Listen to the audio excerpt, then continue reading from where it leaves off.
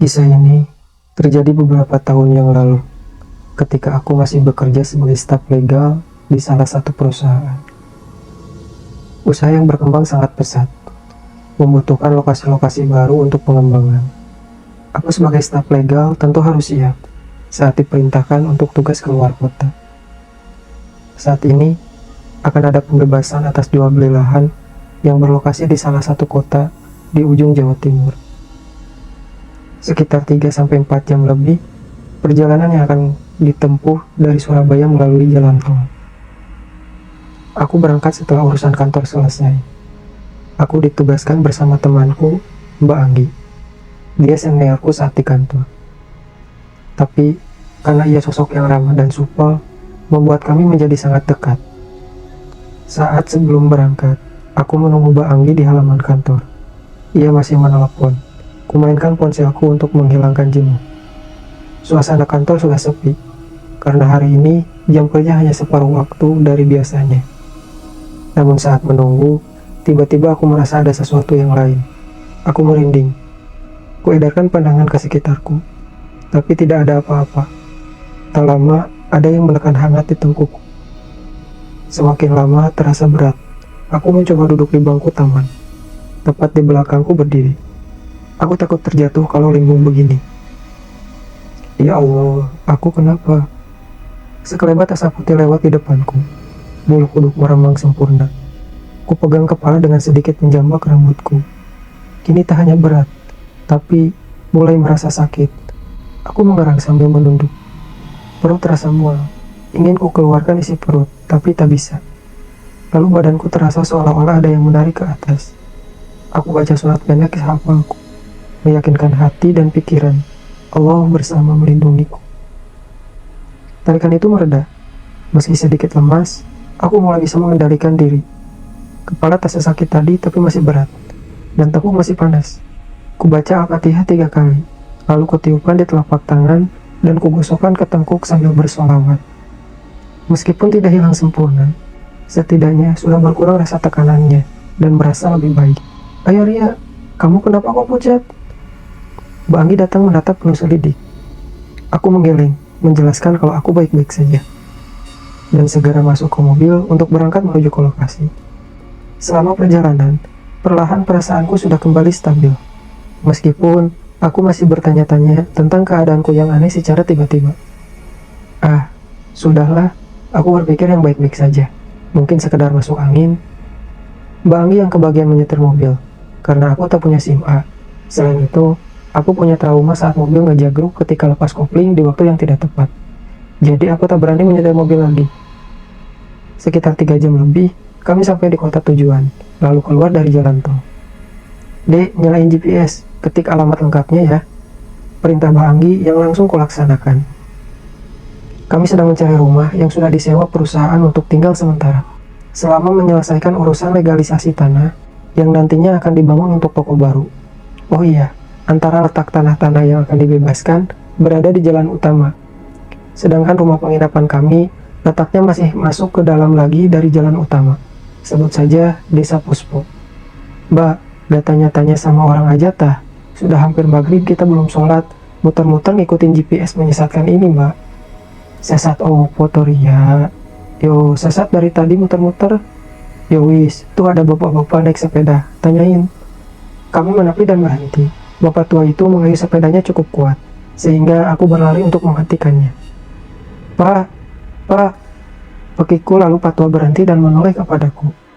Maaf, permisi, mau tanya Desa Puspo itu di mana ya? Sudah muter-muter, belum ketemu Pak.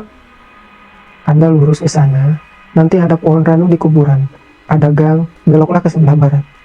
Ia menjawab dengan nada lirih, namun matanya sama sekali tak menatapku saat menjawab. Oh iya Pak, terima kasih. Permisi, pamitku. Ia hanya diam. Aku bergegas masuk ke mobil kembali dan menjelaskan pada Mbak Anggi jalan yang dimaksud bapak tua tadi. Senja mulai berganti agak gelap. Ramang mulai berarak. Apalagi ini di desa yang agak terpencil. Di kanan kiri hanya bentangan sawah dan alas jati. Kami melewati Pak tua tadi yang sedang mengayuh sepedanya dan mengklakson untuk menyapanya. Ia hanya menoleh dan ia sekarang menatap kami yang berlalu mendahuluinya.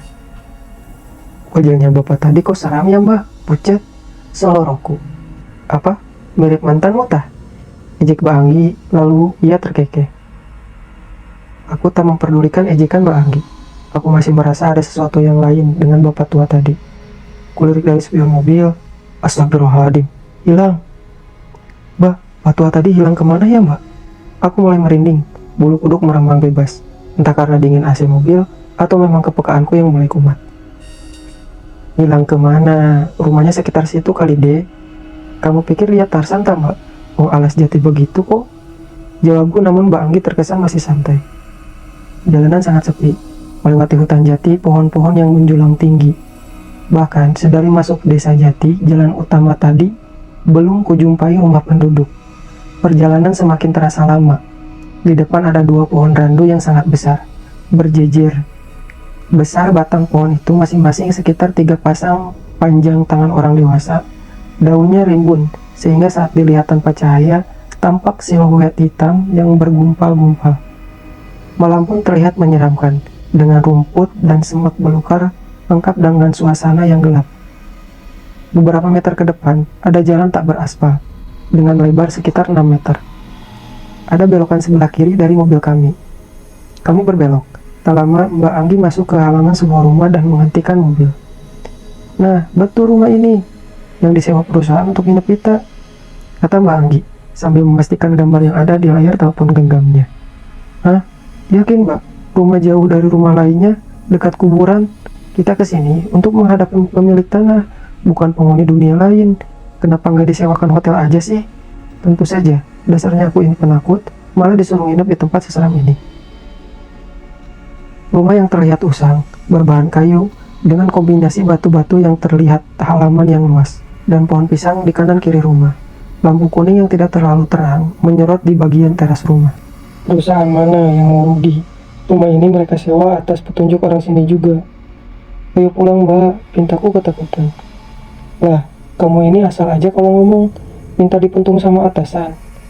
Banggi yang tidak sabar keluar duluan, lalu ke arahku dan memaksaku keluar dari mobil. Kami berjalan ke arah pintu masuk rumah sambil beriringan. Kuedarkan pandangan ke sekitar. Perasaanku, sepertinya ada yang mengintai kami. Kunci rumah sudah ada di tangan Mbak Anggi. Pintu berbentuk kupu tarung itu dibuka. Aroma khas tempat yang tidak ditempati menguar masuk ke dalam hidung. Assalamualaikum, ucapku. Sebenarnya rumah ini tidak terlalu buruk, tapi aku merasakan rasa tak nyaman di sini. Rumah ini terdiri dari ruang tamu, dilengkapi kursi berbahan kayu. Lalu ada sekat menuju ruang tengah, yang mirip lorong. Tepat di sebelah kanan adalah kamar utama. Aku pegang erat ujung jaket Mbak Anggi. Kemanapun Mbak Anggi pergi, aku ikutin. Bahkan kami sepakat tak mandi.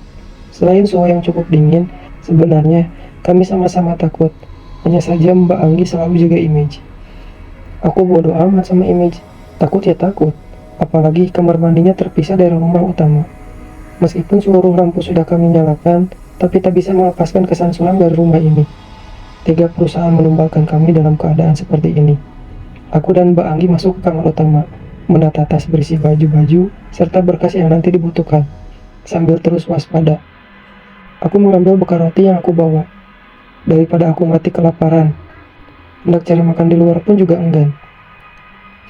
Roti sobek isi coklat ku bagi dengan Mbak Anggi, yang pasti sama laparnya denganku. Mbak, aku takut. Sebenarnya dirimu juga takut kan? Sudah, kita bersama terus aja. Masih nggak takut, cuman kasihan kalau kamu pingsan gara-gara... Allahu Akbar. Takbir kami bersamaan. Mbak Anggi langsung terdiam, seperti ada benda besar jatuh dari arah dapur. Posisinya di sisi belakang dari kamar ini. Kami saling menatap, bertanya-tanya dengan kode mata yang saat ini sama-sama membulat ketakutan dan waspada. Mbak Anggi yang semula berdiri kemudian duduk di ranjang, mepet di sampingku. Semua akan baik-baik saja, hibur Mbak Anggi.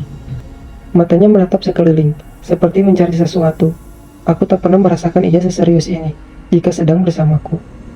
Maghrib sudah berlalu, jam sudah menunjukkan pukul 8 malam. Aku dan Mbak Anggi pergi ke belakang, berniat mengambil wudhu, untuk menjamah sholat maghrib dan isya. Kami melewati dapur. Aku melihat sekeliling tak ada benda yang jatuh. Lantas, suara apa yang tadi terdengar? Kami sampai di kamar mandi yang sekaligus tempat wudhu. Di sebelahnya ada sumur, lengkap dengan katrol besi sebagai alat menimba. Sialnya, kendi tempat wudhu kosong, tak ada airnya. Jadi kami harus menimba dari sumur terlebih dahulu. Aku mundur, meminta Mbak Anggi saja yang menimba. Sumpah, ini seperti ajang uji nyali. Padahal, hanya sekedar mengambil wudhu saja. Agak ragu Mbak Anggi mengambil timba kecil, lalu memasukkan ke dalam sumur. Aku tetap waspada melihat sekitar, namun yang terlihat hanya pemandangan hitam karena gelapnya malam. Secercah lampu kuning yang redup satu-satunya sumber penerangan di rumah ini. Kami bergantian wudhu. Air sangat dingin ketika membasuh kulitku. Tepat saat waktuku basuh muka dan aku pejamkan mata, ada napas yang menghembus ke telingaku. Cepat aku buka mata, lalu menengok ke kanan kiri, tak ada apa-apa.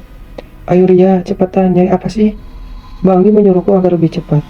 Kami kembali ke dalam rumah utama. Ketika hendak melangkahkan kaki masuk ke dalam rumah, di sudut tembok sangat jelas berdiri seorang wanita tua dengan rambut putih yang terurai. Ia mengenakan baju kebaya kutu baru, matanya bolong dan tanpa bola mata. Napasku tercekak. Aku memejamkan mata. Untungnya tanganku menggenggam erat baju Mbak Anggi, sehingga saat aku berhenti, Mbak Anggi pun ikut berhenti. Kenapa Ria? Tanyanya bingung. Mbak Anggi menggoyangkan badanku. Seketika aku berteriak, ayo Mbak, masuk. Aku berusaha jalan cepat. Mbak Anggi mengikutiku dari belakang, berjalan cepat sampai di kamar.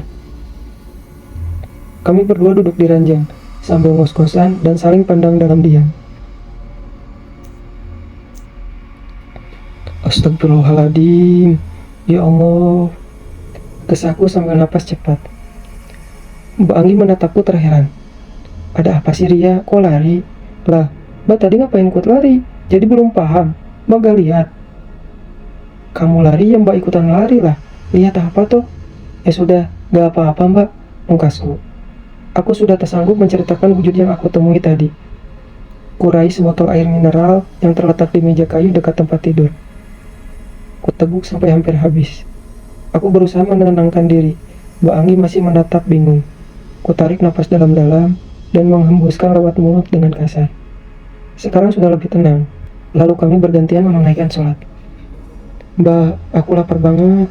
Ya sama. Terus gimana? Masa mau keluar malam-malam gini? Gak ada orang jualan sepertinya dekat sini. Ungkapku sambil mengelus perut yang keroncongan karena lapar.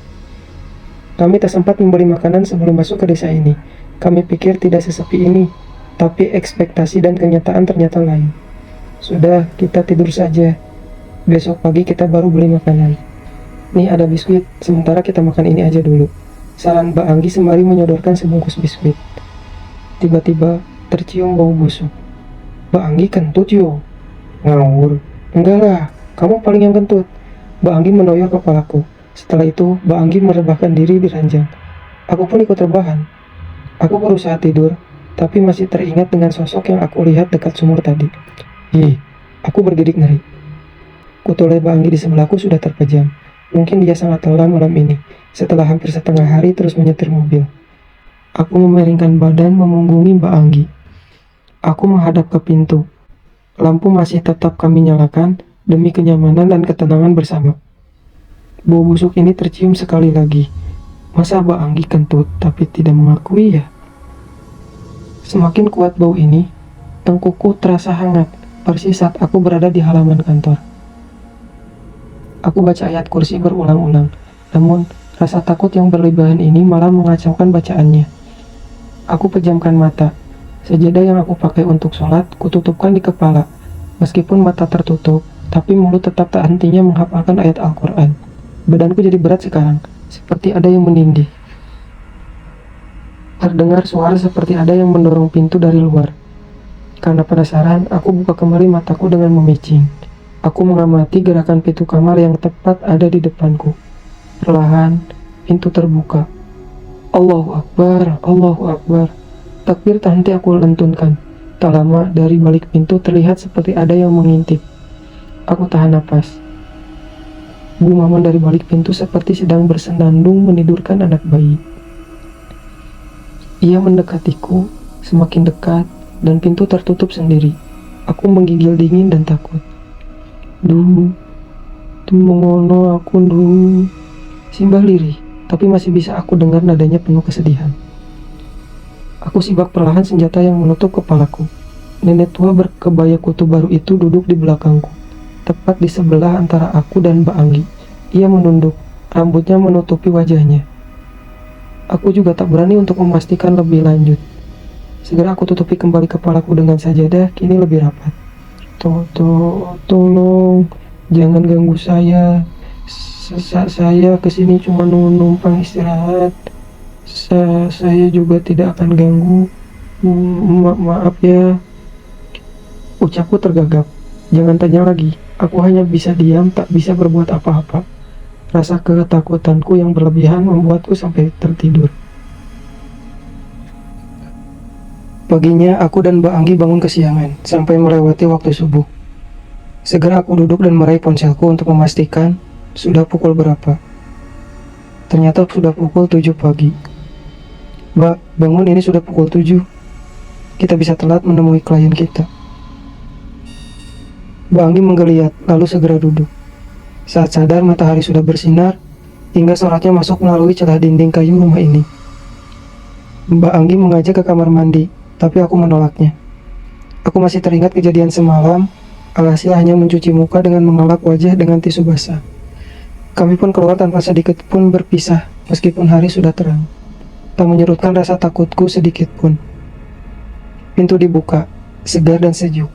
Aroma khas pedesaan memberiku ketenangan sejenak. Di depan rumah itu ada tanah lapang, seperti bekas kebun. Agak ke barat ada kandang sapi. Aku dan Mbak Anggi keluar dan berjalan beberapa meter. Akhirnya kami menemukan rumah penduduk lain. Setidaknya ada manusia juga di desa ini. Kami mendekat. Beberapa ibu-ibu yang berkerumun langsung menatap kami berdua. Pantas ramai. Ternyata penjual pecel pincuk dengan alas daun jati. Rezeki enggak kemana. Kebetulan sekali, di saat aku akan tersiksa karena lapar, bertemu dengan penjual pecel pincuk. Bu, beli nasi pecelnya 2 ya? Iya mbak. Mbak ini dari mana? Kok gak pernah kelihatan ya? Tanya ibu penjual pecel, dan yang lain ikut memperhatikan. Aku jadi berasa artis yang sedang jumpa fans dan diwawancarai. Kami yang tinggal di rumah depan Tegalan itu bu, kami dari Surabaya, sementara tinggal di rumah itu. Jelas Mbak Anggi sambil menunjuk. Di bekas rumahnya Mbah Triman. Tanya salah satu dari mereka yang ikut beli nasi pecel. Belum sempat kami menjawab sudah dijejali pertanyaan lain oleh ibu-ibu yang lain. Kenapa sih mbak, kalian kok nginep di rumah itu? Kenapa bu? Tanyaku semakin penasaran dengan pertanyaannya. Namun segera dipotong oleh Mbak Anggi. Kami perwakilan dari PT yang membeli tanah di dekat jalan utama sana bu. Kami yang akan mengurusi jual belinya bu, beber Mbak Anggi. Mereka hanya mengangguk-angguk. Kemudian ibu penjual itu memberikan 2 bungkus nasi pecel. Kemudian kami berpamitan untuk kembali ke rumah itu. Baru beberapa langkah, ada ibu-ibu yang kemudian memanggil kami. Ia berlari kecil menghampiri kami. Mbak, kalau kalian terganggu di rumah itu, monggo, rumah saya yang bercat hijau itu. Kalian bisa ke sana saja. Ucapnya santun.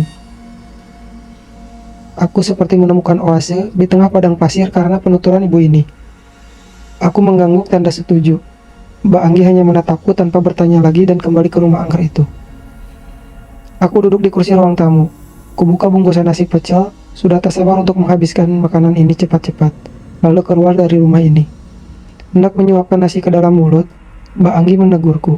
Ria, jorok, nggak cuci muka, nggak sikat gigi, cuci tangan aja enggak. Sumpah kok ada pahlawan model kayak kamu, kok betah ya pacar kamu? Cecar Mbak Anggi tak kuperdulikan. Kan pakai sendok plastik mbak, sudahlah yang terpenting kenyang. Kita segera pergi dari rumah ini.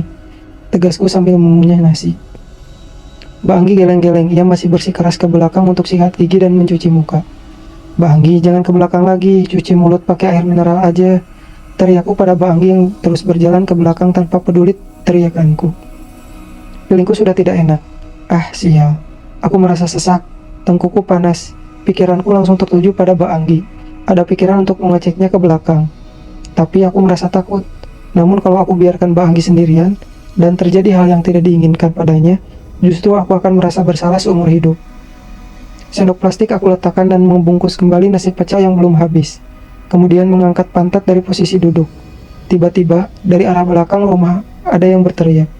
Aku bergegas mengeceknya untuk memastikan Mbak Anggi baik-baik saja. Allahu Akbar. Pakiku di ambang pintu. Mbak Anggi tengkurap di sebelah sumur. Hanya kepalanya yang mendongak. Wajahnya diangkat menghadapku, tapi matanya terpejam. Raungan Mbak Anggi semakin membuatku ketakutan. Tangan Mbak Anggi seperti mencakar-cakar tanah. Rambutnya terurai tak beraturan. Di sekitar tubuh Mbak Anggi terlihat seperti diselubungi asap hitam. Aku harus segera mencari pertolongan. Aku berlari keluar meminta pertolongan pada penduduk yang lain. Aku berlari kepada ibu penjual pecel yang tadi. Untungnya masih ada. Aku jelaskan pada mereka kalau Mbak Anggi kesurupan. Semua ibu-ibu berduyun-duyun mengikuti aku kembali ke rumah penginapan. Hanya satu yang tidak ikut, yaitu ibu-ibu yang sempat menawari aku untuk tinggal di rumahnya. Kini aku dan beberapa ibu-ibu yang lain berdiri di depan Mbak Anggi, yang masih dengan posisi tengkurap. Kami bingung mau melakukan apa. Astagfirullahaladzim. Bahkan aku saking bingungnya, tanpa sadar dan pikir panjang meninggalkan Mbak Anggi yang sendirian dalam keadaan seperti itu, demi meminta bantuan. Allah masih melindungi Mbak Anggi.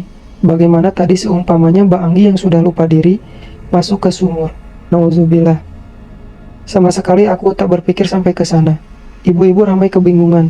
Lalu ibu yang tidak ikut tadi datang bersama seorang laki-laki berkemeja batik dengan peci hitam. Beliau terkesan santun dan alim. Mungkin dia ustadz. Permisi, selanya dan berjalan menuju Mbak Anggi. Beliau memegang kepala Mbak Anggi sambil komat kamit, mungkin merapalkan doa-doa. Tak lama, Mbak Anggi berteriak. Mbak Anggi meronta, yang mendongakkan kepalanya lebih tinggi. Dihentakannya ke kanan dan ke kiri seperti ingin lepas dari cengkraman pria berpeci itu. Tak lama kemudian, Mbak Anggi lemas. Sekarang tengkuku panas bukan main. Berat di punggungku juga. Pria berpeci itu menoleh ke arahku, seperti sadar. Aku sedang merasakan sesuatu. Pria berpeci itu memerintahkan ibu-ibu yang lain untuk mengangkat Mbak Anggi supaya dimasukkan ke dalam rumah. Mbak Anggi bagai orang pingsan saat dibopong oleh ibu-ibu yang lain, lemas sekali. Aku menepi agar tak menghalangi jalan, namun perutku jadi mual, ingin muntah tapi tercekat. Allah, Allah, Allah. Begitu terus yang aku ucapkan dalam batinku. Mbak, ayo ke ruang tamu, ada yang mau masuk ke tubuhmu itu. Tapi dia kesulitan dengan tameng dari jiwamu. Tutur pria berpeci kepadaku. Cepat-cepat aku ke ruang tamu. Di sana, Mbak Anggi sudah dibaringkan di lantai. Seorang ibu menjadikan pahanya untuk bantal kepala Mbak Anggi. Pria berpeci itu meminta air untuk diminumkan ke Mbak Anggi. Sebelumnya, ia seperti mengucapkan sesuatu dan meniupkannya ke botol. Lalu segera diminumkan ke Mbak Anggi, dibantu dengan ibu-ibu yang lain. Mbak Anggi sudah terlihat lebih baik. Aku juga diberi minum oleh pria berpeci itu. Perlahan, rasa sakit dan tak nyaman sebelumnya berangsur membaik. Mbak, kamu gak apa-apa kan? Tanyaku. Ada apa sih Ria? Mbak Anggi balik bertanya kepadaku. Mbak tadi kerasukan, sebaiknya kalian segera tinggalkan rumah ini, perintah pria berpeci itu. Tapi kami mau tinggal di mana? Tanya Mbak Anggi. Kami hanya sementara di sini, selama kami mengurus surat-surat jual beli tanah untuk perusahaan tempat kami bekerja, Pak. Di rumah saya saja Mbak, gak apa-apa. Tadi saya sudah ngomong toh, sekarang cepat berkemas, dan kita ke rumah saya saja. Perintah ibu yang membawa pria berpeci itu. Aku ditemani beberapa orang untuk membantu mengemas beberapa bawaanku dan Mbak Anggi. Kemudian memasukkannya ke mobil. Pria berpeci itu juga yang menyetir mobil kami. Sesampainya di rumah ibu yang baik hati ini, kami dipersilakan duduk. Seorang anak perempuan sekitar umur 12 tahun membawakan teh hangat untuk kami. Ibu-ibu yang lain sudah pulang. Oh iya, saya sampai lupa Mbak. Mbak ini namanya siapa ya? Saya Ria, teman saya ini namanya Mbak Anggi. Jelasku. Mbak Anggi masih terlihat lemas, meskipun sudah terlihat lebih baik daripada saat di rumah yang tadi. Saya Zainab, orang lain bisa memanggil saya Yunab. Kalau bapak yang ini, kata Bu Zainab sambil menunjuk pria berpeci. Ini kakak saya, Kang Bakir namanya. Aku menyapanya dengan tersenyum. Mereka sangat baik dan ramah, meskipun belum kenal sekalipun. Hidup bergotong royong, saling membantu tanpa pandang siapa yang ditolong itu adat yang luar biasa, dan harus tetap dipertahankan. Rasanya, tak mungkin kalau aku tinggalkan Mbak Anggi dalam keadaan seperti ini. Akhirnya aku telepon beberapa klien, kusuruh mereka menunggu sampai Mbak Anggi benar-benar pulih. Dan bila keberatan bisa di-cancel, ditunda sementara. Maaf, sebelumnya saya boleh tanya. Aku membuka obrolan lagi. Ya silakan Mbak, tanya Pak Bakir. Sebenarnya ada apa sih di rumah itu? Tanyaku. Lalu Bu Zainab dan Pak Bakir saling memandang. Rumah itu rumah kosong sudah lama. Sebelumnya Mbah Triman dan istrinya bernama Mbah Mainem yang tinggal. Tapi penjelasan itu terjeda. Mereka sudah meninggal, Mbak. Mereka meninggal dan membusuk tanpa diketahui orang. Karena mereka jarang bersosialisasi dengan orang lain. Jelas Bu Zainab. Mbak Anggi merubah posisi duduknya dengan lebih tegak, lalu bertanya, kenapa bisa sampai tidak tahu? Kemana anak cucunya? Lalu warga tidak curiga kalau keduanya tidak pernah terlihat. Pak Bakir menyesap tehnya dan meletakkan cangkirnya kembali, lalu ia meneruskan bercerita. Mereka punya satu anak perempuan, tinggal di Jakarta katanya. Tapi selama ini tidak pernah pulang, walaupun menjenguk sebentar pun tak pernah. Terus, Mbah Tri dan istrinya seperti orang gila, Mbak. Kadang mereka tidur di halaman rumahnya, katanya nungguin anaknya. Kadang kalau ditanya tetangga, mereka bilang sedang ngomong cucunya. Karena ibunya sedang mandi, menghayal yang tidak-tidak. Tutur Bu Zainab lebih jelas. Lalu makan mereka dari mana? Tanya Mbak Anggi. Di sini setiap warga tidak mampu dan jompo, seperti keluarga Mbah Triman dapat bantuan soal sembako dan makanan siap makan. Kalau listrik, beliau gratis subsidi dari kepala desa di sini. Serem Mbak meninggalnya. Jenazah Mbah Mainem ditemukan dekat sumur. Sudah busuk sampai bajunya lengket nyatu sama dagingnya. Wajahnya sudah amblas, bahkan bola matanya sudah bolong, dikerubungi hewan. Kalau Mbah Triman ditemukan di dapur tengkurap, kemungkinan beliau jatuh. Tapi ya gitu sama busuk mayatnya. Waktu itu sampai membuat warga bingung waktu mensucikannya. Astagfirullahaladzim. Diriku. Tunggu, matanya bolong. Apa Mbah Mainem waktu meninggal memakai baju kutu baru? Iya betul, pasti Mbak bisa tahu dan merasakannya. Mbak ditemuinya? Tanya Pak Bakir. Aku mengangguk. Itu kepekaan jenengan, pukas Pak Bakir. Lalu, bagaimana bisa diketahui kalau mereka sudah meninggal, Pak? Warga baru curiga sudah 5 hari, kalau tidak salah. Mbah Triman dan istrinya tidak keluar rumah. Terus, sapi Pak Kades yang di depan rumah Mbah Triman gak mau diem. Ngoh terus. Lalu yang lewat depan rumah mencium bau seperti bangkai tikus. Sangat menyengat. Setelah diselidiki bersama-sama, ternyata bau mereka yang sudah meninggal. Jadi mereka meninggal dengan balutan rindu yang terabaikan, hingga ajal menjemput mereka. Mbak Anggi membaik. Kami harus segera selesaikan tugas kantor. Aku meminjam kamar mandi Bu Zainab. Badan sudah sangat lengket, aku harus mandi. Namun, aku berhenti melangkah dan berdiri di ambang pintu kamar mandi. Mataku tertuju pada sosok laki-laki berbaju surjan lurik yang lusuh, berdiri menunduk di ujung kamar mandi. Tak tahan lagi, entah perasaan tertekan atau takut yang berlebihan pada diriku, air mataku luluh mengalir di pipiku. Aku mundur, hingga mepet ke dinding dan merosot hingga tertunduk di lantai. Aku pejamkan mata ini, rasa takut, penasaran, kasihan, dan lelah bercampur menjadi satu. Lelaki tua berbaju surjan itu mirip dengan laki-laki yang aku temui saat bertanya, di mana letak desa Puspo kala itu. Aku masih sangat ingat betul. Jenengan ini maunya apa dari saya? Saya ini gak paham kalau mengikuti saya terus seperti ini. Saya bisa gila sendiri. Ucapku lirih bercampur isak tangis. Aku masih memejamkan mata dan menunduk menyembunyikan kepala di antara dua kaki yang aku tekuk. Aku takut jika harus memandangnya. Tolong menjauhlah, liriku lagi. Hawa panas seperti mengitariku. Aku berzikir dalam hati, lemas, lelah, dan ketakutan. Aku merasakan ada yang menyentuh tangan kiriku. Kemudian digoyangkannya lenganku. Aku betul-betul ketakutan dan bersembunyi dalam kepasrahan. Kututupi wajah dengan kedua telapak tanganku. Tangisku semakin kencang. Dia, suara itu membuatku terperanjat kaget. Aku buka mata dan ternyata itu Mbak Anggi yang ada di sebelahku. Aku peluk ia untuk meredakan rasa takut dan gelisah yang baru saja aku alami. Aku miringkan badanku menghadap Mbak Anggi agar tak melihat sosok yang sedang berdiri di dalam kamar mandi di depanku. Kenapa kamu ini? Patua itu Mbak, dia di situ. Ucapku gugup, kembali menunjuk ke arah kamar mandi, tapi masih tak berani menatap. Lalu Pak Bakir dan Bu Zainab datang. Mungkin mereka penasaran karena mendengar gaduh pembicaraanku dan Mbak Anggi. Kenapa tuh Mbak? Tanya Bu Zainab. Baria ditemui lagi tuh. Tanya Pak Bakir sambil jongkok di depanku dengan menekuk satu kakinya yang ia tumpukan pada lantai. Iya Pak, jawabku masih dalam pelukan Mbak Anggi. Sabar, ayo dibawa ke depan saja, tutur Pak Bakir. Lalu aku dibantu berdiri oleh Mbak Anggi dan dituntunnya ke depan. Sepertinya ada yang mau disampaikan oleh beliau pada Mbak Ria ini, kata Pak Bakir. Bu Zainab memberikan segelas air putih, lalu ku minum dengan tangan gemetar. Apa yang ingin disampaikan? Saya nggak kenal sama beliau. Saya juga nggak tahu tentang hal-hal yang menyangkut tentang beliau semasa hidup. Mbak Ria, tidak begitu. Mbak dipilihnya karena jenengan bisa merasakan kepekaan itu. Saya merasakan sejak tadi beliau ingin masuk ke ragam Mbak Ria. Tapi nggak bisa Mbak, ada yang jaga, mungkin leluhur Mbak yang dulu. Leluhur? Aku jadi ingat cerita Bapak dan Ibu tentang tanda lahir warna putih yang cukup lebar tepat di lenganku yang sebelah kanan, melebar hingga ke punggung. Mereka pernah cerita kalau tanda lahirku persis warna kulit kakek, ayah dari bapakku. Saat itu, kakek tersiram air keras yang beliau panggul saat bekerja. Lengan kanannya melepuh, dan kulitnya terkelupas jadi putih, sama persis dengan bentuk kulitku.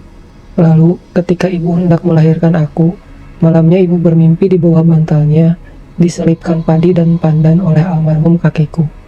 Tak cukup itu, ketika di keadaan setengah sadar, ibu ditemui oleh almarhum kakek, lalu kakek berubah menjadi asap putih yang masuk ke raga ibu, seperti asap rokok yang masuk melalui hidung, sebelum masuk ruang operasi untuk sesar melahirkan aku. Ada yang nyebut nitis, entah, aku juga tidak terlalu ambil pusing. Ku ambil baik, ku buang buruknya. Aku memang jadi peka dengan makhluk tak kasat mata. Namun, saat aku sudah masuk SMP, Bapak meminta bantuan temannya agar menutup mata batinku. Berhasil, aku sudah tak pernah melihat mereka, meskipun masih bisa merasakan kehadirannya. Siang itu juga, kami memutuskan untuk pergi ke Dusun Puspo. Sebelum kami mencari penginapan, kami selesaikan urusan dengan klien, lagi-lagi tanpa mandi. Aku harus menemui beberapa klien yang sudah kujadwalkan pertemuannya di suatu tempat. Agar lebih efisien, mereka adalah para pemilik tanah yang tanahnya akan dibeli oleh perusahaan tempat aku bekerja. Aku dan Mbak Anggi tiba di kelurahan. Kebetulan, titik lokasi masih satu kelurahan, jadi aku rapel untuk mengurusnya, agar lebih mudah dan efisien. Setelah mengecek kelengkapan validitas keaslian data-datanya dan pajak-pajaknya, sekitar pukul 5 sore, proses tanda tangan dan kelengkapan selesai. Besok masih ada 2 titik lokasi lagi. Kami mencari hotel untuk tempat menginap kami, dan untuk aku mandi tentunya. Aku sudah mengantongi informasi, ada hotel yang bagus dan lagi terjangkau di sekitar kelurahan ini. Tempatnya agak masuk ke pemukiman dengan padat penduduk. Syukurlah, kami memesan 1 kamar double bed demi menghemat pengeluaran, karena pengeluaran ini tidak termasuk biaya yang di-cover oleh perusahaan. Perusahaan sudah menyewa rumah bekas Mbah Triman, namun daripada kami uji nyali di sana, mending mengeluarkan uang untuk cari aman. Hotel sederhana mirip homestay bangunannya. Ada 2 lantai, cukup bagus. Sayangnya hotel ini agak sepi, mungkin letaknya agak kurang strategis. Aku memilih lantai bawah. Setelah diberi kunci oleh resepsionis, kami langsung berjalan menuju kamar. Masih beberapa langkah, tengkukku mulai panas. Aku merasakan hawa lain di sekitarku. Aku hanya berzikir dalam hati. Kami melewati lorong dengan kamar-kamar yang saling berhadapan. Tiba-tiba ada angin dari arah depan kami yang cukup kencang. Astagfirullahaladzim. Kenapa Ria? Kita doa aja Mbak, semoga baik-baik saja. Apa sih? Kamu ini jangan nakutin ah, resah Mbak Anggi. Lalu ia mempercepat langkah dan menggandengku. Ia membuka kunci kamar dan kami masuk. Assalamualaikum. Salamku yang selalu aku lakukan meskipun di ruangan kosong sekalipun. Kami masuk beriringan. Lampu kami nyalakan semua. Karena sama-sama takut, kami memutuskan mandi berdua, saling memunggungi. Jujur, aslinya sih malu. Ih Mbak, kita ini gila ya. Kita bukan pasutri, tapi mandi bareng kayak orang honeymoon aja. Celotehku menghilangkan sunyi di kamar mandi. Gundulmu, celam Mbak Anggi. Ia menoleh dan menoyor pundakku. Setelah itu kami sholat maghrib dan mencari makan malam. Ah, kenapa tidak dari kemarin saja kami tinggal di sini? Kami keluar beli makan, sekalian berniat jalan-jalan. Namun di parkiran Mbak Anggi berhenti. Aku menoleh dan bertanya padanya. Kenapa Mbak? Aku kebelet pipis Ria, bentar ya. Ucap Mbak Anggi berbalik ke kamar. 10 menit, 20 menit, dan setengah jam Mbak Anggi belum keluar. Deg. Perasaanku tak enak. Aku susul Mbak Anggi. Mbak Anggi ngapain? Tanyaku. Melihat Mbak Anggi duduk menghadap pintu kamar, aku merasa curiga, lalu kudekati Mbak Anggi. Mbak Anggi menangis sambil duduk. Apa mungkin ada yang bersikap kurang ajar pada Mbak Anggi? Mbak, kok nangis? Mbak diapain? Sama siapa? Rentetan pertanyaanku dengan tak sabar. Kembalilah Ndu, tolonglah Simba. Suara lirih dan serak ini bukan lagi Mbak Anggi. Kabut hitam semakin tajam, terlihat di sekitar Mbak Anggi terduduk. Aku agak mundur, dan terus membaca doa. Aku tak tega, raga Mbak Anggi yang menjadi sasarannya. Tolong, jangan ganggu kami. Kami hanya bekerja menjalankan tugas dari perusahaan. Maunya jenengan apa toh? Tanyaku terpaksa agar semuanya jelas. Suasana begitu sepi. Bulu kuduk sudah berdiri semenjak tadi. Sesekali aku lihat di sekelilingku, kamar-kamar tertutup semua. Tak ada satupun pegawai hotel yang lewat. Kembalilah ke timur, Ndu. Tolong Simba. Tangis dan ucap Mbak Anggi dengan menunduk. Beberapa kali roh yang masuk ke tubuh Mbak Anggi selalu meminta tolong dan menyuruhku kembali. Kali ini lebih jelas untuk menyuruhku kembali ke timur. Itu arah dusun Puspo. Aku semakin yakin dengan mata batinku. Ini roh dari Mbah Triman. Sepertinya ada hal yang belum tuntas. Tangisnya kembali terdengar. Begitu menyedihkan, seperti menyimpan beban yang berat di isak tangisnya. Suara tangisnya semakin pilu. Rasanya aku hampir hanyut dan ingin ikut menangis. Aku mencoba memahami. Baiklah, aku memang harus menyerah dengan keadaan ini. Bagaimanapun aku menghindari, masih juga diikuti. Toh menolong roh yang masih belum tenang, apa salahnya? Aku mencoba bertahan dengan rasa takut, sekaligus bingung dengan keadaan yang aku hadapi. Saya akan kembali ke dusun Puspo. Tolong keluarlah dari raga teman saya. Mbak Anggi tidak tahu apa-apa. Aku berbicara seolah-olah sedang menjelaskan pada sesama manusia. Yang penting aku berusaha. Berhasil atau tidak urusan nanti. Terasa angin dingin menghembus dari taman yang ada di belakangku di sisi kanan sebelum memasuki lorong ini. Aku tatap Mbak Anggi. Keluarlah, kali ini aku tinggikan suaraku. Atau aku tak akan kembali ke dusun Puspo demimu jika nggak mau keluar dari raga temanku. Keluarlah, atau justru aku yang akan menyakiti rohmu. Ancamku asal. Pikiranku sudah carut marut menghadapi roh yang memasuki raga Mbak Anggi. Sedangkan aku hanya seorang diri. Aku tak mau gegabah lagi meninggalkan Mbak Anggi seorang diri. Anehnya, dari tadi pun tak ada satu orang yang lewat di lorong ini. Mbak Anggi masih tetap menangis terseduh-seduh. Aku mulai merapalkan doa-doa yang aku bisa sebisaku. Aku harus mampu menolong Mbak Anggi. Mbak Anggi masih menunduk. Bandel banget roh ini. Namun kabut hitam yang mengitari Mbak Anggi tak sepekat sebelumnya. Keluarlah, aku akan bantu masalah jenengan yang belum selesai itu.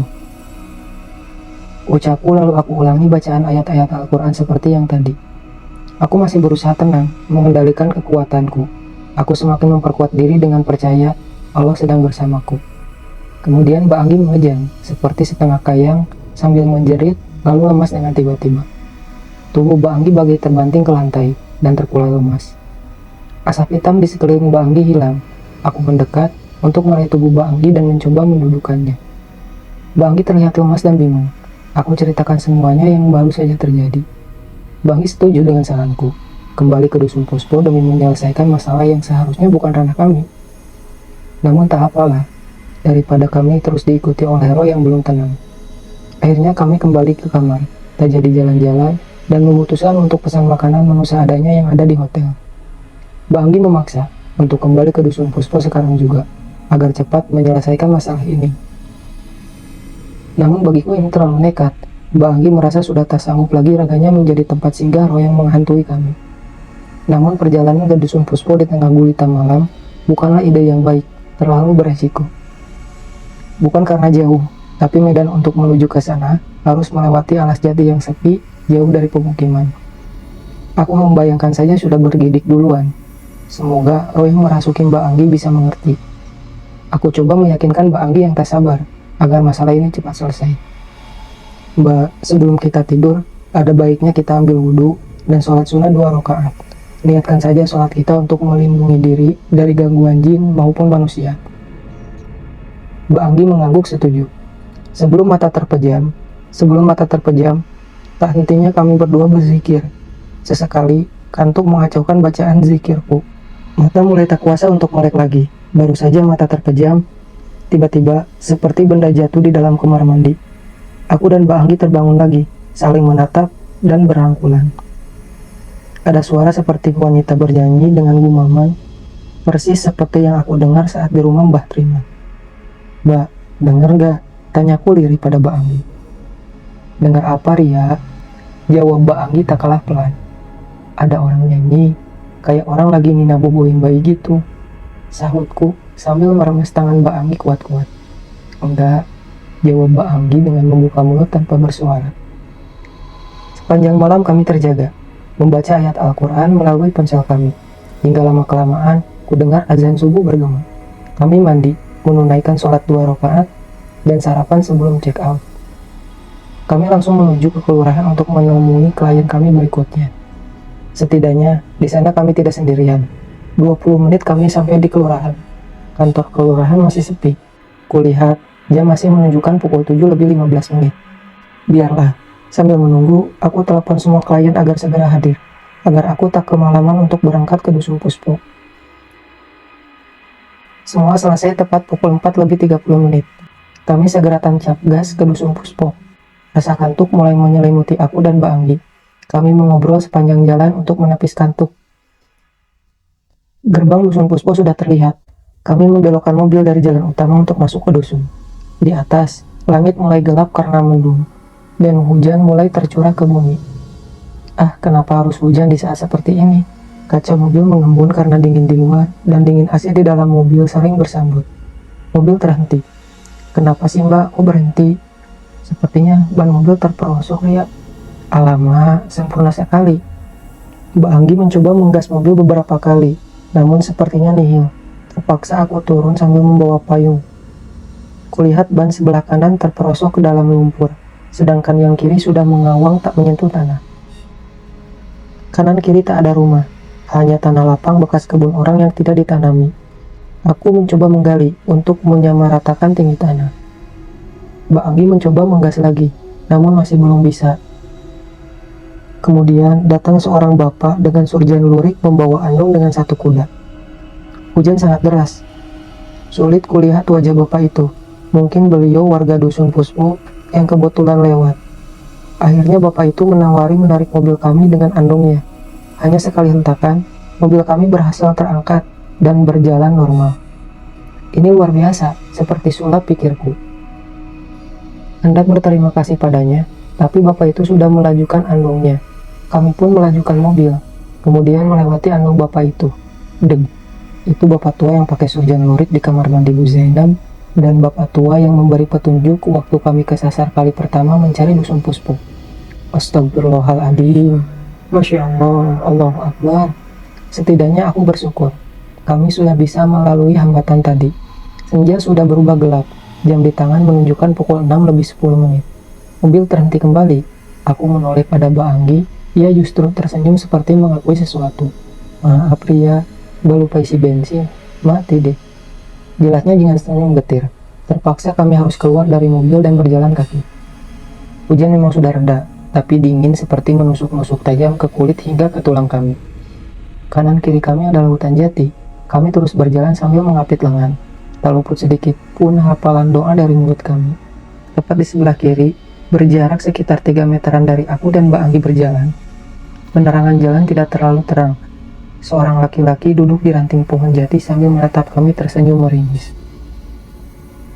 "Mbak, itu," gagapku sambil menunjuk ragu ke pohon jati, tempat laki-laki itu nangkring. "Sudah, diamlah," tukas Mbak Anggi. Sepertinya dia juga melihat sosok yang duduk sambil tersenyum ke arah kami. Tak mungkin itu manusia. Malam-malam, dengan dingin menusuk karena sisa hujan dan memanjat pohon jati setinggi itu, lalu duduk di ranting pohon jati yang kecil. Mustahil, apalagi kalau bukan makhluk lain. Pontang-panting aku dan Mbak Anggi lari. Kami telah melewati pohon randu yang ada di makam.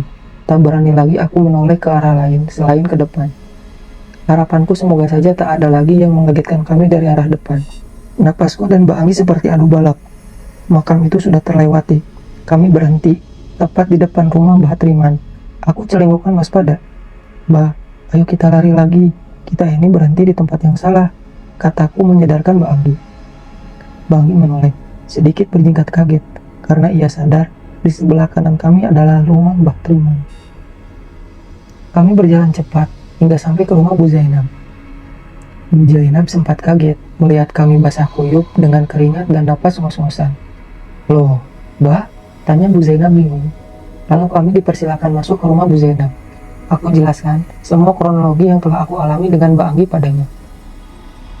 Tak lama, Pak Bakir ikut datang setelah dipanggil oleh suami Bu Zainab.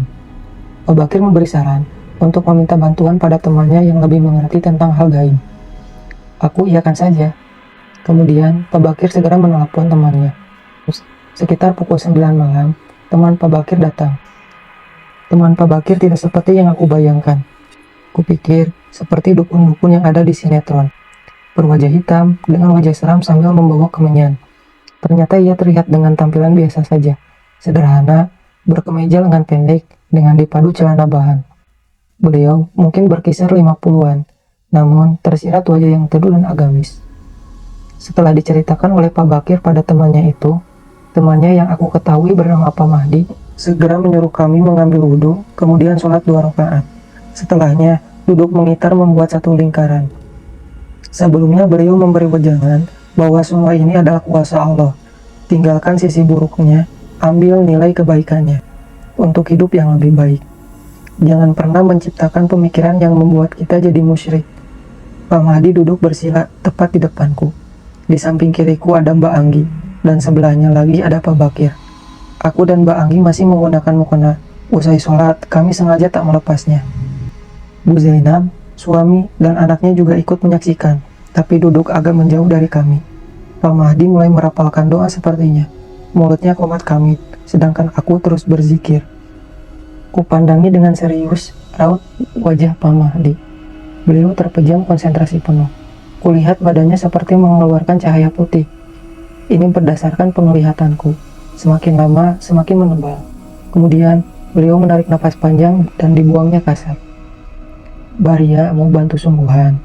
Aku mengangguk ragu, namun aku memang sudah berniat untuk menyelesaikan masalah ini. Tak ada pilihan lain. Hanya Baria di sini yang bisa berkomunikasi dengan beliau. Sebenarnya, itu kelebihan jenengan, Mbak. Makanya Mbah Triman terus mencoba mengejar Baria. Tutur Pak Mahdi lagi. "Tapi saya takut, Pak," sahutku. Pak Mahdi hanya tersenyum. Ia duduk lebih maju mendekat padaku. Jantung sudah berdetak tak karuan. Aku takut, tapi juga ingin masalah ini cepat selesai. Pak Mahdi menyuruhku menunduk sambil memejamkan mata. Mbak Anggi di belakangku jaga-jaga kalau aku limbung dan terjatuh. "Baria siap ya. Pasrah saja sama Allah. Al-Fatihahnya jangan terputus," nasihat Pak Mahdi, lalu mengangkat tangan kanannya ke hadapan wajahku. Ia mulai mengucap bismillah dengan nada pelan. Aku masih terpejam dan terus membaca Al-Fatihah. Lalu aku seperti berada di ruangan yang sepi. Tiba-tiba dari belakangku ada yang mengucapkan salam. Aku berjingkat kaget. Aku menoleh. Ternyata laki-laki tua dengan baju putih berdiri sembari tersenyum. Aku ingat, beliau adalah sosok yang aku temui beberapa kali. Hening cukup lama.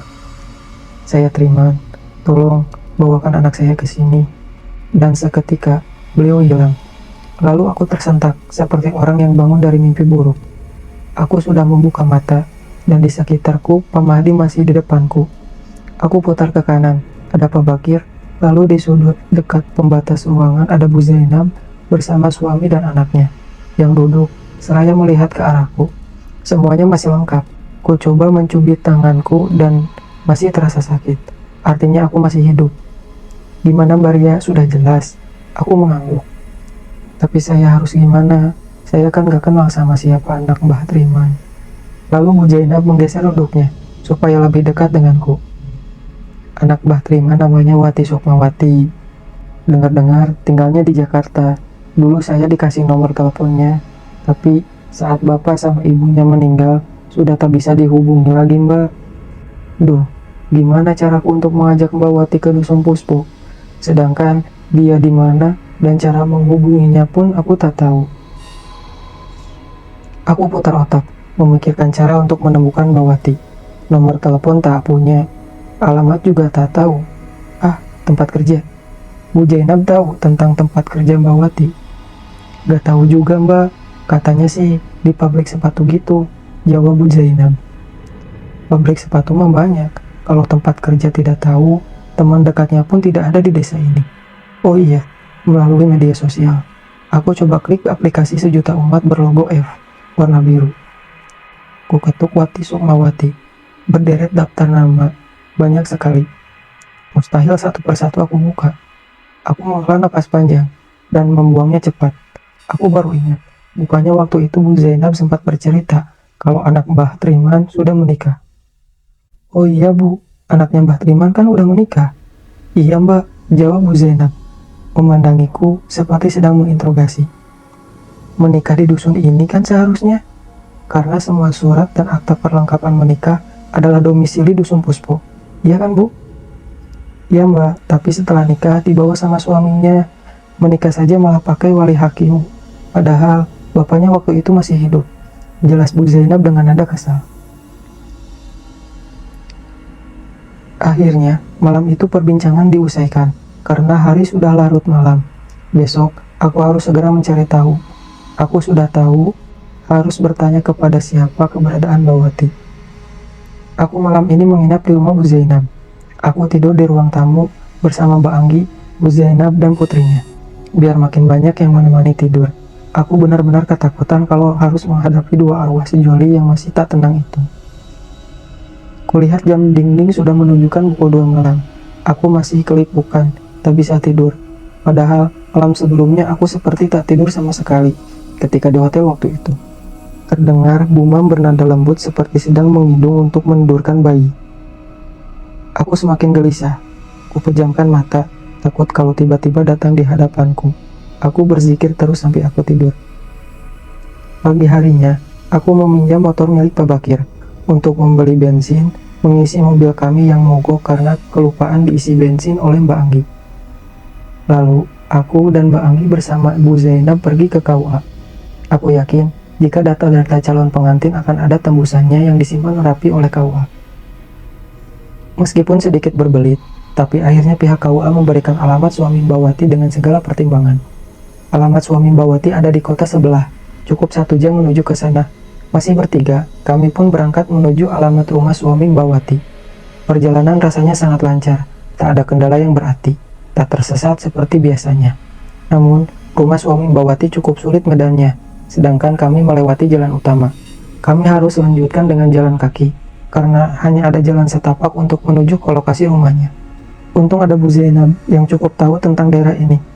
Matahari hari ini cukup terik, membuat peluh berebutan keluar dari pori-pori kulit. Rumah kecil, berdinding anyaman bambu terlihat. Dari depan beberapa genting hilang. Aku mengucap salam, lalu keluarlah seorang wanita dengan baju lusuh dan kotor. Benar rumah Pak Imron, suami Mbak Wati? Tanyaku. Dengan tak sabar, semoga saja benar. Meskipun agak ragu, ibu itu mengangguk mengiyakan. Lalu keluar seorang laki-laki. Kemungkinan beliau adalah suami ibu ini. Setelah itu aku jelaskan kepada keduanya. Akhirnya aku diberi nomor telepon dan alamat Mbak Wati bersama suaminya berada. Hari sudah sangat siang, kami melipir ke rumah makan Pondok Lesehan, sambil ku coba menghubungi nomor yang diberikan.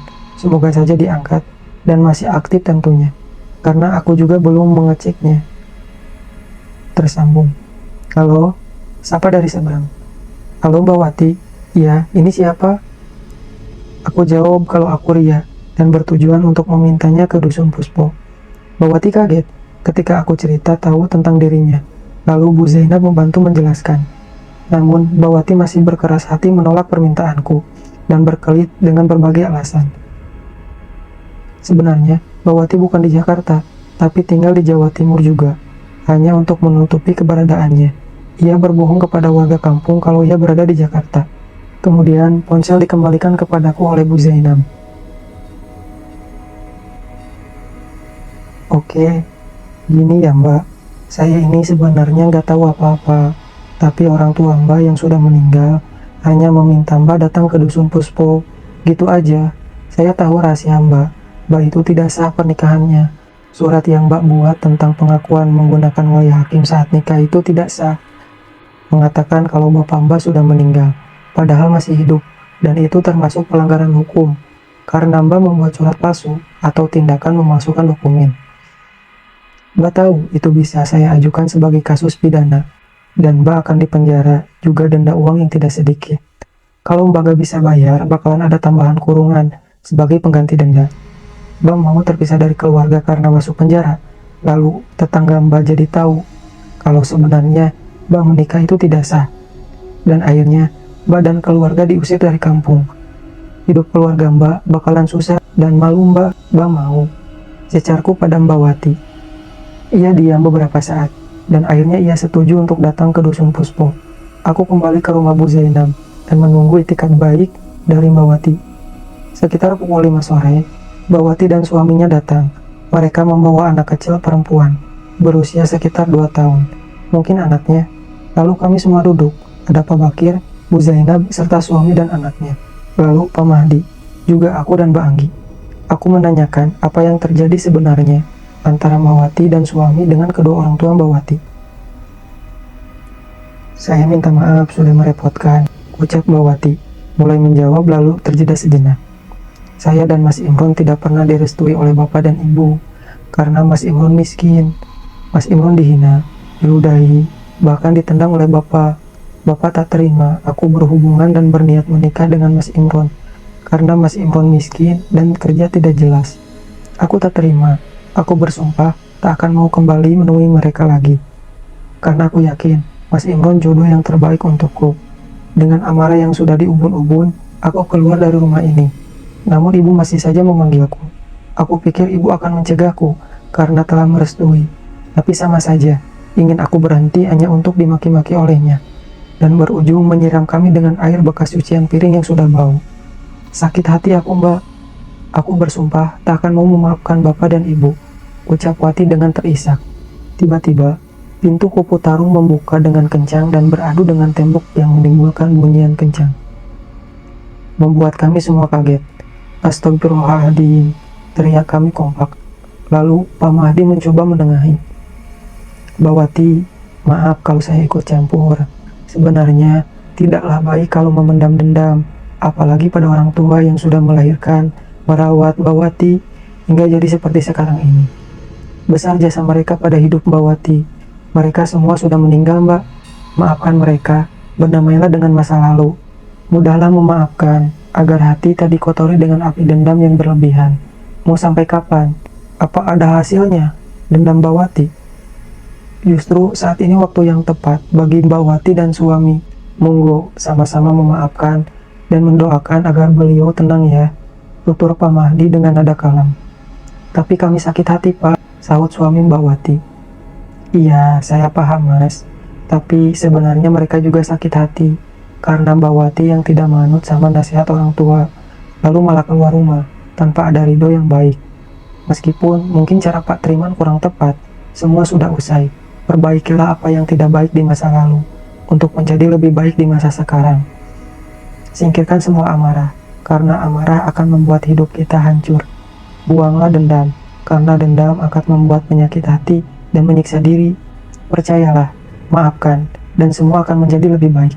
Nasihat Pak Mahdi, lalu beliau tersenyum meyakinkan. Mbak Wati dan suaminya akhirnya pergi ke makam kedua orang tuanya, untuk meminta maaf dan mendoakan. Aku hanya mengantarkan saja, lalu mengambil jalan lurus untuk kembali pulang ke Surabaya bersama Mbak Anggi. Dendam tak akan membuat hidupmu berubah menjadi lebih baik. Maaf adalah istilah dari rasa ikhlas kita atas segala kesalahan yang orang lain lakukan kepada kita. Bagaimana menurutmu cerita kali ini? Seram sekali bukan?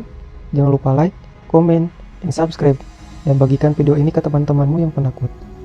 Sampai jumpa di video selanjutnya, di mana kita akan menguak misteri yang lebih mengerikan lagi. Terima kasih.